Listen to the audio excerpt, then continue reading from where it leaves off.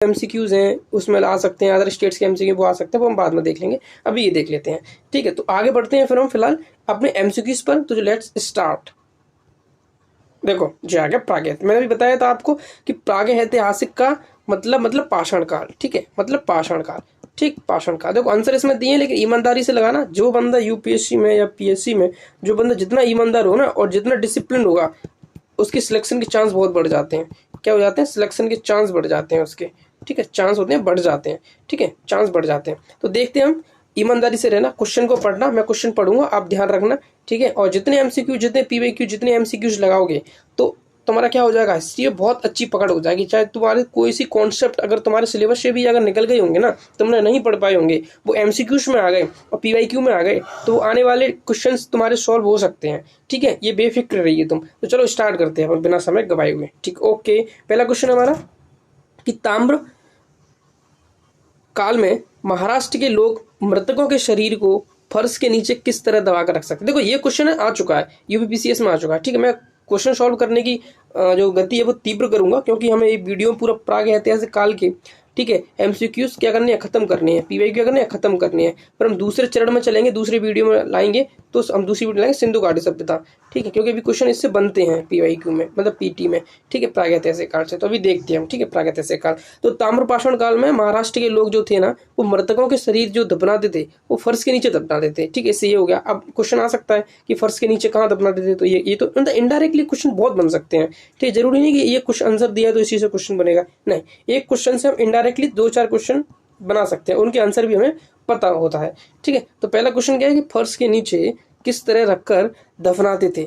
ठीक है, देखो पहला दिया उत्तर से दक्षिण की ओर, दूसरा पूर्व से पश्चिम की ओर, तीसरा उत्तर से दक्षिण से उत्तर की ओर, तीसरा पश्चिम से पूर्व की ओर। अब देखो जिन लोगों ने पढ़ा है ना, वो इन दोनों में कंफ्यूज नहीं हो सकता। ठीक है, क्योंकि पूर्व से पश्चिम वहां पर दफनाने की कोई रीति नहीं थी। उन्होंने पढ़ा है तो कहाँ से पढ़ा है, वर्टिकली। मतलब ये इतना ध्यान रखो, अगर किसी को ध्यान रहेगा तो दो कॉन्सेप्ट ध्यान रखो, एक होता है वर्टिकली, एक होता है हॉरिजॉन्टली। एक होता है वर्टिकली, एक होता है हॉरिजॉन्टली। ठीक है, तो इतना तुम इसमें ट्रिक लगाओ कि मृतकों के शरीर वो लोग हॉरिजॉन्टली नहीं दफनाते थे। मतलब देखो हॉरिजॉन्ट दफनाएंगे तो देखो सतह पर ही तो हॉरिजॉन्टली हो जाएगा, लेकिन कॉन्सेप्ट की बात कर रहा हूं मैं तुम्हें समझने के लिए। ठीक है, हमारी दिशाएं ऐसी होती हैं। ठीक है, ये पूर्व से, ये पश्चिम, ये उत्तर, ये दक्षिण। तो ये हो गया हमारे समझने के लिए। ऐसा होता नहीं है, लेकिन हम समझने के लिए कर लेते हैं कि जैसे 4 दिशाएं होती हैं, तो यहाँ पे हम हो गया हमारा क्षैतिज, ये हो गया ऊर्ध्वाधर। ठीक है, क्षैतिज को बिल्कुल तुम नकार दो, क्षैतिज को क्या कर दो, क्षैतिज को बिल्कुल नकार दो। तो किस पे आ जाओ, वर्टिकल पे आ जाओ। किस पे आ जाओ, वर्टिकल पे।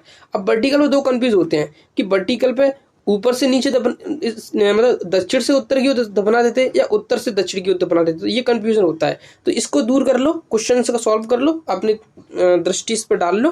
ठीक है, अच्छे से, तो क्वेश्चन सॉल्व हो जाएगा। तो इसका क्या आंसर है, इसका है उत्तर से दक्षिण की ओर। ठीक है, मतलब सीधा देखो कि तीर ऊपर जा रहा है। जिसने जियोग्राफी पढ़ी होगी तो उसको समझ आ रहा होगा कि जैसे जैसे हम अक्षांश मतलब लैटिट्यूड हमारा बढ़ता है तो क्या होता है, टेम्परेचर में क्या होता है, गिरावट आती है। ठीक है, ऊंचाई की बात नहीं कर रहा मैं, कर रहा हूँ अक्षांश की बात कर रहा हूँ। ठीक है, जैसे जैसे हम अक्षांश होते हैं हमारे, तो हम लैटिट्यूड पर जैसे जैसे बढ़ते हैं ध्रुवों की ओर, तो ध्रुवों की ओर टेम्परेचर में क्या आता है, कमी आती है। तो ऐसे ही देख लो कि हम ऊपर ध्रुवों के में टेम्परेचर कम करना है, तो फिर तुम्हें ध्यान आ जाएगा ऊपर तीर होता है। तो ऊपर तीर होता है तो क्या हो जाएगा, क्या हो जाएगा, ठीक है, या नीचे कर लो तो क्या हो जाएगा। ऐसे ध्यान करो, मतलब विपरीत कर लो। तुम्हें एक सोच में एक विपरीत होना चाहिए, है ना। एक कॉन्सेप्ट बना लो, या तुम ऐसे बना लो या तुम ऐसे बना लो। ऐसे बनाओगे तो तुम इतना ध्यान रखो, ऐसे बनाओगे तो इस पर इसका विपरीत नहीं करना, इसको बनाओगे तो इसको विपरीत कर लेना। ठीक है, 2 कॉन्सेप्ट क्लियर हो गए। ये हो गया इसमें उत्तर से दक्षिण की ओर, मतलब उत्तर से आएंगे दक्षिण की ओर ऐसे। ठीक है, तो इसका तुम कर लो। टेम्परेचर हमने भी पढ़ा था क्या कि टेम्परेचर कम होता है ऊपर बढ़ेंगे तो। ठीक है, क्या होगा, डाउन होगा ऊपर जाएंगे तो। तुम याद करो, डाउन तो मन करना ही नहीं किसी का टेम्परेचर। तुम देखा हो किसी लोगों का टेम्परेचर बढ़ता है, तो टेम्परेचर बढ़ेगा तो ऊपर से नीचे की ओर बढ़ता है। मतलब जहाँ से हम अक्षांशों से नीचे जाएंगे, ध्रुवों की मतलब ध्रुवों से नीचे टेम्परेचर बढ़ेगा, और ऊपर जाएंगे तो टेम्परेचर कम होगा। तो ऐसे 2 कॉन्सेप्ट हो गए तुम्हारे। ठीक है, जियोग्राफी का भी हो गया, जियोग्राफी की कॉन्सेप्ट से हमने ट्रिक बना के ये भी कर लिया। ठीक है, ये क्वेश्चन हमारा कंप्लीट हो गया। चलो दूसरे क्वेश्चन की ओर, दूसरे क्वेश्चन की ओर चलते हैं अभी हम। तो दूसरा क्वेश्चन क्या है, प्राचीन भारत में वैज्ञानिक प्रगति के संदर्भ में निम्नलिखित में से कौन से कथन सही है। ठीक है, प्रथम शती ईस्वी में विभिन्न प्रकार के विशिष्ट शब्द, समझ में आ रहा है ना क्वेश्चन, क्वेश्चन को समझ में आना चाहिए। प्राचीन भारत वैज्ञानिक प्रगति के निम्नलिखित कौन से कथन सही है। देखो ये इंपॉर्टेंट हो जाता है, क्या है, एक ट्रेंड देखो, ट्रेंड क्या है कि वैज्ञानिक प्रगति, तो हमें प्राचीन भारत की हमें साइंस एंड टेक्नोलॉजी देखनी है कि उसमें कौन कौन से, अगर देखो अगर ताम्र के जो पाषाण वो बनाते थे तो वो धातुओं को गलाएंगे तो उन्हें ज्ञान था कि इसका गलनांक बिंदु कितना है, या उसका क्या कहते हैं द्रवणांक बिंदु कितना है, ठीक है। तो इनको पता होता है, तो ये साइंस एंड टेक में चला जाता है, ठीक है। और आर्ट एंड कल्चर से भी इसको रिलेट कर सकते हैं। तो ट्रेंड क्या देख लिया अपन ने, प्राचीन भारत का ट्रेंड देख लिया हमने, वैज्ञानिक प्रगति। देखो हमारा उद्देश्य ये नहीं है कि हम क्वेश्चन को डायरेक्ट पढ़ो और आंसर को देखो और सॉल्व करो, याद करते रहो। हमें याद नहीं करना है, ठीक है। हमें क्या नहीं है, याद नहीं करना है। हमें कॉन्सेप्ट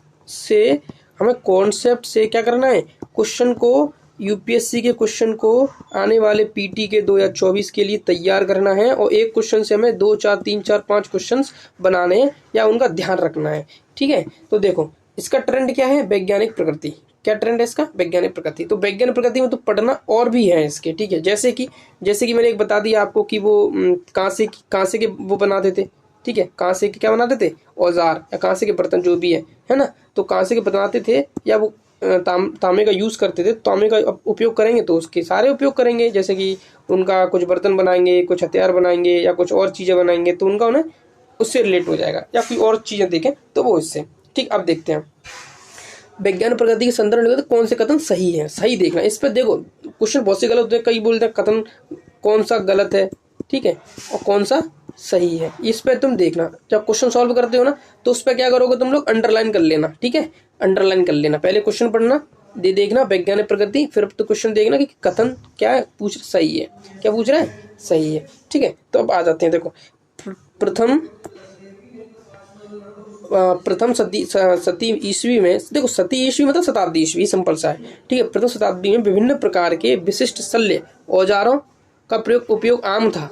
मतलब आम का समझ रहे हो, आम का मतलब ये होता है कि जनरल था, सभी लोगों को पता था कि ये होता है, हम इसका जनरली यूज करते हैं। जैसे आज के टाइम पर तुम लोग लोहा का यूज करते हो, ठीक है, कि लोहा है, उसकी कोई अचंभे वाली बात नहीं है। और तुम यहाँ पे आज के टाइम में ये बोलोगे कि प्लेटिनम का उपयोग आम है, तो ये नहीं हो सकता है ना। प्लेटिनम का उपयोग आम नहीं है, इसका कोई विशेष तौर पर उपयोग किया जाता है। या तुम बोलो परमाणु हथियार बनाने के लिए जो ईंधन होता है ना, ईंधन का मतलब जैसे यूरेनियम, प्लूटोनियम, थोरियम, है ना, ये चीज है ना, ये सामान्य नहीं है, ये आम नहीं है। ये इनको कौन उपयोग करेगा, इनको विशेष तौर पर ईंधन से ऊर्जा बनाने के लिए या क्या करेंगे, या हथियार बनाने के लिए, ठीक है।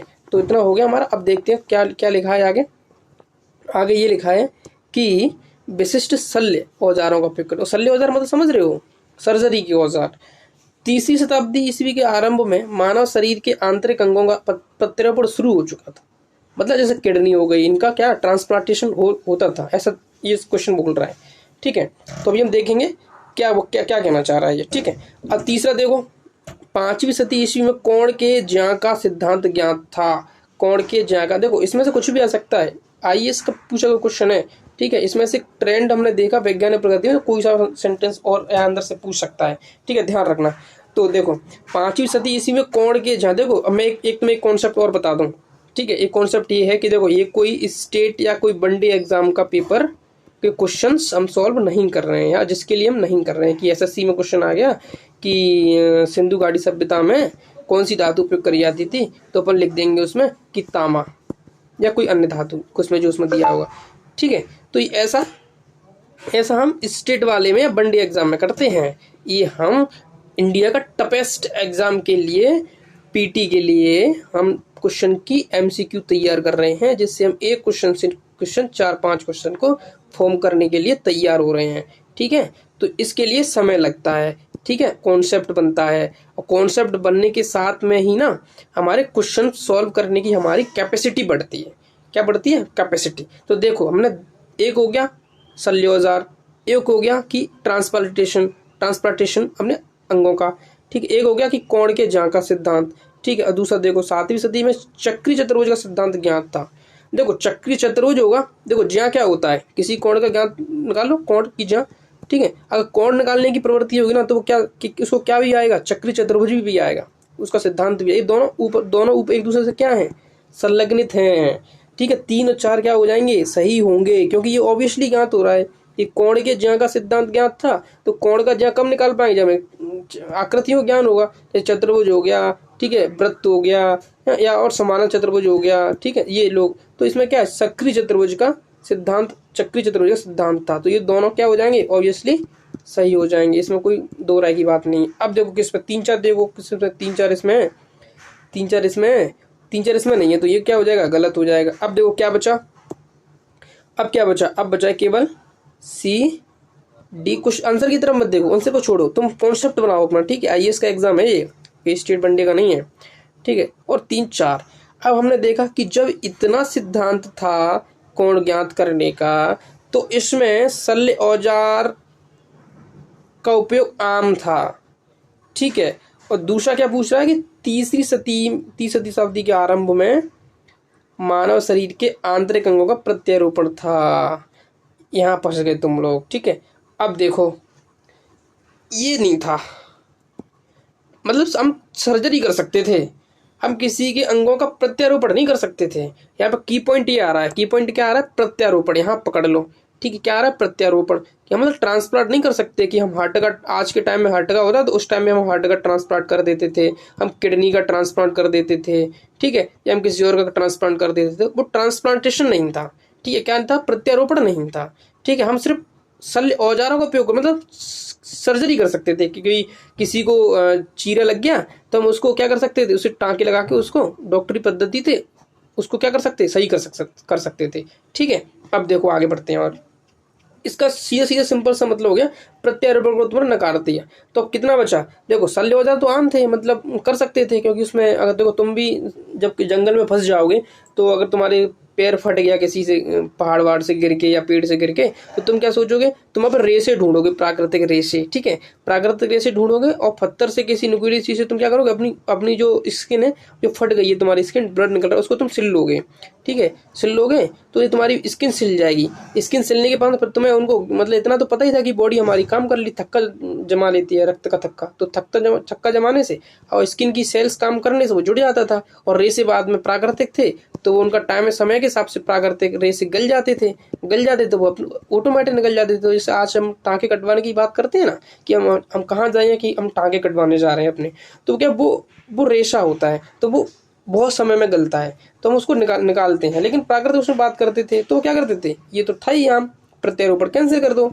अब क्या हो गया, ये हो गया हमारा, ये सही हो गया उसे। अब कौन सा हो रहा है, सी, ठीक है, ये दूसरा क्वेश्चन सही होगा। देखो कॉन्सेप्ट सीख रहे हैं हम, ये मत सोचना कि टाइम ज्यादा लग रहा है, ऐसा कर रहा है, कॉन्सेप्ट सीखो, है ना। भले वीडियो को 2x पर करके देखो, बट कॉन्सेप्ट जब आता है ना, आईएएस में कॉन्सेप्ट चलते हैं, आपको पता होना चाहिए। आप यूपीएससी एस्पिरेंट है, मुझे बताने की जरूरत नहीं है, ठीक है, कॉन्सेप्ट चलते हैं।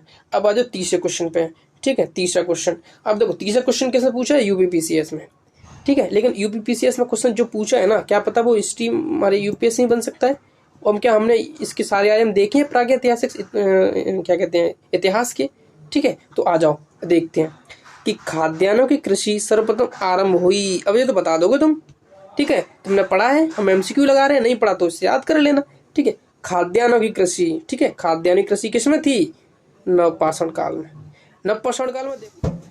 चलो तो फिर हम क्या बात कर रहे थे, हम देख रहे थे देखो यूपीपीसीएस से हमारा एक क्वेश्चन आया कि क्वेश्चन था हमारा खाद्यान्नों की कृषि, ठीक है। तो इसमें क्या है, डायरेक्टली वनडे वाला क्वेश्चन पूछ लिया, तो हमें ये भी पता होना चाहिए कि देखो कोई क्या था कि हमें नवपाषाण काल, मैंने अभी डिस्टर्ब हो गया था तो मैं दोबारा वीडियो चालू करी मैंने, ठीक है। तो नवपाषाण काल, कंटी फ्लो बनाए रखना, ठीक है, कॉन्सेप्ट है ये, यूपीएससी है, ध्यान रखना, कॉन्सेप्ट है, फ्लो बनाए रखो, कनेक्टिविटी बनाए रखो। तो नवपाषाण काल में ये बता रहा था तुम्हें कि नवपाषाण काल में 2 चीजें थी। क्या चीजें थी नवपाषाण काल में, 2 चीजें थी। एक था पहिए का आविष्कार, कौन सा था, एक पहिए का आविष्कार हुआ था, ठीक है। और दूसरा क्या था, एक पहिए का आविष्कार, और दूसरा हमारा क्या था, दूसरा था हमारा कृषि की पद्धति का आरंभ। कृषि की पद्धति का आरंभ अपन कब करेंगे, खाद्यान्न के लिए। ये क्या है, खाद्यान्न के लिए। इतना तुम कॉन्सेप्ट अपना बनाओ, क्या करो, कॉन्सेप्ट बनाओ, ठीक है। खाद्यान्न की कृषि के लिए नवपाषाण काल, नवपाषाण में 2 चीजें थी, एक पहिए का आविष्कार हुआ था और दूसरा क्या था, दूसरा कृषि का। तो कृषि का अपन कब करेंगे, क्या बेचने के लिए करेंगे, नहीं, जब हमें ज्ञान होगा कृषि का तभी करेंगे। और ज्ञान के लिए क्या करें, खाद्यान्न कृषि, ठीक है, खाने के योग्य कृषि। तो ये क्वेश्चन हो गया तीसरा क्वेश्चन। चौथे क्वेश्चन की तरफ बढ़ते हैं कि उत्खनित प्रमाणों के अनुसार, मतलब जो उत्खनन। अब उत्खनन क्या होता है? उत्खनन जैसे हम खोदना, सिंपल सा खोदना मतलब खोदना। अब खोदने किसके लिए खोद रहे हैं, इसके उद्देश्य बट जाते हैं फिर। एक होता है हमारा ऐतिहासिक साक्ष्यों के लिए, ऐतिहासिक साक्ष्यों के लिए। दूसरा क्या होता है हमारा खदान मतलब खनन के लिए, खनन मतलब वही क्या कहते हैं खनिजों के लिए, ठीक है, ये उत्खनन हो जाता है। तो हम यहाँ पे बेसिकली क्या समझ रहे हैं अभी, ऐतिहासिक वाला साक्ष्य। कौन सा? ऐतिहासिक वाला। तो यहाँ पे ऐतिहासिक वाले की बात करी गई है, ठीक है, थोड़ा समय लग रहा है लेकिन समझो बात को। उत्खनित प्रमाणों के अनुसार पशुपालन का प्रारंभ कहाँ से हुआ था? अब जो आपको क्या करना है, पशुपालन का कहाँ से प्रारंभ हुआ था? तो पशुपालन का प्रारंभ कहाँ से होगा? मध्य पाषाण काल से। ये तुम्हें पता है, मध्य पाषाण काल मैंने बताया था ना अभी कि एक होता है पाषाण काल। पाषाण काल को 3 भागों में बांट देते हैं। 3 भाग कौन से होते हैं? 3 भाग होते हैं हमारे। एक होता है पुरापाषाण काल, दूसरा होता है मध्य पाषाण काल, तीसरा होता है नवपाषाण काल। नवपाषाण काल में पहिए कृषि का, मध्य पाषाण काल में पशुपालन का, ठीक है। जब पशुपालन का ज्ञान था, देखो ये कॉन्सेप्ट लगाओ कि कृषि से पहले हम क्या जान चुके, मतलब पशुपालन जान चुके कि पशुपालन का महत्व होता है, ठीक है। पशुपालन के द्वारा ही तो हम महत्व जान के कृषि कर पाए, कृषि समझ पाए, ठीक है। तो ये कृषि से पहले क्या आएगा? पशुपालन। ये कॉन्सेप्ट्स हैं। कृषि से पहले क्या आएगा? पशुपालन। तो देखो कृषि को हम जान चुके थे नवपाषाण काल में, ठीक है। अब इससे पहले मतलब पशुपालन, तो पशुपालन कहाँ आएगा? मध्य पाषाण काल में। इस समय का क्रोनोलॉजी समझो, ठीक है, क्रोनोलॉजी मध्य पाषाण काल में, ठीक है। इतना समझ में आएगा। सेकंड, ये यूपीपीसीएस में आ चुका है। और नेक्स्ट क्वेश्चन की तरफ चलते हैं। फलक संस्कृति। देखो ये क्वेश्चन बहुत आता है, ऑप्शनल की हिस्ट्री में पूछा है काफी समय पहले यूपीपीसीएस में। और ट्रेंड देखें, ट्रेंड देखा है संस्कृति से, मतलब ट्रेंड हमने देखा भी 4-5 क्वेश्चन का, वो आर्ट एंड कल्चर से पटअप हो रहे हैं। कहां से? आर्ट एंड कल्चर से डायरेक्टली, ठीक है। आर्ट एंड कल्चर से पटअप हो रहे हैं, तो कहां से हो रहे हैं? मैंने बताया था आपको, एक होता है मध्य पाषाण, इससे पहले आएगा क्या? पुरापाषाण, उसके बाद क्या आएगा? नवपाषाण। तो इसमें से कौन से आर्ट एंड कल्चर विशेषकर, ठीक है, वो देखते हैं अपन, ठीक है। फलक संस्कृति। फलक संस्कृति का मतलब होता है, फलक का मतलब क्या होता है? पत्थर। एक शाब्दिक अर्थ अगर देखें फलक, तो इसका मतलब क्या होता है? पत्थर। पत्थर का उपयोग आपको मतलब पाषाण काल में, ठीक। अब मैंने आपको बताया था कि मध्य पाषाण काल में क्या हो गया था? पशुपालन। तो पशुपालन हो गया था, तो उससे पहले तो अपन उसके बाद तो उसका इस्तेमाल नहीं करेंगे पत्थरों का, उससे पहले ही करेंगे, ठीक है। उससे पहले कब करेंगे? कब करेंगे? पुरापाषाण काल में। ये कॉन्सेप्ट देखो, रटो मत, है ना, कॉन्सेप्ट से बता रहा हूँ मैं, मतलब क्रोनोलॉजी से बता रहा हूँ। तो क्रोनोलॉजी क्या कहती है हमारी कि पुरापाषाण काल। अब पुरापाषाण काल इसमें कौन सा दिया है? 3 दिए हैं, ठीक है। अब इसमें कॉन्सेप्ट उसकी कन्फ्यूजन वाली बात हो गई। अब देखते हैं जैसे जैसे क्रोनोलॉजी बढ़ती है, पहला क्या आएगा? निम्न प्रापाषाण। निम्न प्रापाषाण में क्या था? हम पत्थरों को जान पाए थे, हम उसका अच्छे तरीके से उपयोग नहीं कर पाए थे कि हम एकदम से ऐसा होता है कि हम पत्थर को जान गए, हमने उससे तुरंत आग बना ली, तुरंत ये कर लिया, तुरंत फिर हम आगे और संस्कृति पर आगे बढ़ गए। तो ये नहीं होता। हम जैसे किसी चीज में जाएंगे तो हम पहले उस क्षेत्र को समझेंगे, फिर थोड़ा समय होगा तो फिर हम क्या करेंगे? उस क्षेत्र का एनालाइज करेंगे। तो ऐसा ही क्या था यहाँ पे, तो पत्थर मिला था पहले, मतलब निम्न प्रापाषाण काल में मिला था, लेकिन उसका उपयोग संस्कृति, उसको मतलब संस्कृति के तौर पर उन्होंने नहीं अपनाया था। तो फिर उसके बाद कौन सा काल आता है? निम्न के बाद मध्य प्रापाषाण काल। ये कॉन्सेप्ट बन रहा है ना तुम्हारा, क्रोनोलॉजी समझो। मध्य प्रापाषाण, तो मध्य प्रापाषाण में क्या हो जाएगा? अलग संस्कृति हो जाएगी। समझ में आ रहा है कि नहीं आ रहा? समझ रहे हो? और उच्च प्रापाषाण काल में ना पशुपालन के पूर्व में या प्रारंभिक जो थे ना उपयोग, वो समझ रहे थे। फिर उन्होंने पशुपालन का पूरी तरीके से उपयोग करना स्टार्ट कर दिए थे मध्य पाषाण काल में, ठीक है। इतना समझ में आ रहा। अब देखो बढ़ते हैं आगे। 5वां क्वेश्चन हो गया, यूपीपीसीएस में आ चुका है। ट्रेंड को देखें तो आर्ट एंड कल्चर में, पीटी में भी, यूपीएससी में आ सकता है, ठीक है। चलो नेक्स्ट क्वेश्चन 6 वाला। देखो समय लग रहा है, लेकिन कॉन्सेप्ट से हम पढ़ रहे हैं, कॉन्सेप्ट सबसे बना रहे हैं हम। ये नहीं कि वनडे एग्जाम की तरह डायरेक्ट क्वेश्चन पढ़ा और डायरेक्ट हमने ऑप्शन को याद कर लिया, उसको टिक लगाने के लिए हमने उसको रट लिया, नहीं। हम अभी क्वेश्चन हमने जितने देखे ना, सारे कॉन्सेप्ट से देखे, सारे क्वेश्चन देखे कॉन्सेप्ट से, ठीक है। और कॉन्सेप्ट से हम आगे बढ़ेंगे। 6वां क्वेश्चन देख रहे हैं कि मध्य पाषाण काल के संदर्भ में वन्य धान। देखो बात आ गई ना, मैंने भी क्या कहा था आपसे कि कृषि का ज्ञान था नवपाषाण काल में। तो नवपाषाण काल में अब जो भी कृषि संबंधित साक्ष्य आएंगे वो नवपाषाण काल के में आएंगे, नवपाषाण काल के बाद में आएंगे, ठीक है। अब देखो पढ़ो, मध्य पाषाण कालीन संदर्भ में वन्य धान। वन्य धान का मतलब समझ रहे हो? वन्य धान का मतलब तो धान तो थी, लेकिन उनको परिचित नहीं थे। मतलब जैसे अपन आज के वर्तमान टाइम में धान बोई जाती है ना, पूरी एकदम उसकी तैयारियां करके, है ना, वो टाइम नहीं था। तो वन्य यहाँ का मतलब का लग रहा है कि वन्य मतलब जंगलों में, और जंगलों में जैसे अपने आप उगने वाली। तो कृषि से मतलब तो पता था उन्हें, लेकिन उन पूरी तरीके से कृषि का नहीं नवपाषाण काल में। तो उससे पहले कृषि का ज्ञान था, जैसे जंगलों में कुछ पेड़ पौधे उग रहे हैं, उनको खा रहे हैं, वो तो उनको कुछ ज्ञान था कि टेस्ट आ रहा है इसमें, ये पौधा अच्छा लग रहा है हमको खाने में। तो उनको क्या है, फिर तो धीरे धीरे उनको उन्होंने उनका अनुसरण करना स्टार्ट कर दिया। अनुसरण स्टार्ट कर दिया तो उनके बीच उनको मतलब देख किया उन्होंने, पूरे पेड़ का मतलब समझे, उन्हीं के पास रहे वो। ठीक है, तो वन्य धान, तो वन्य धान को उन्होंने समझ लिया। तो प्रमाण उनके कहाँ से मिले हैं ये देखना पड़ेगा जी। और देखो मैं बताऊं, एक होते हैं कॉन्सेप्चुअल क्वेश्चंस, एक होते हैं हमें एक रटना ही पड़ेगा। ठीक है, हमें इसको एक लर्न करना ही पड़ेगा।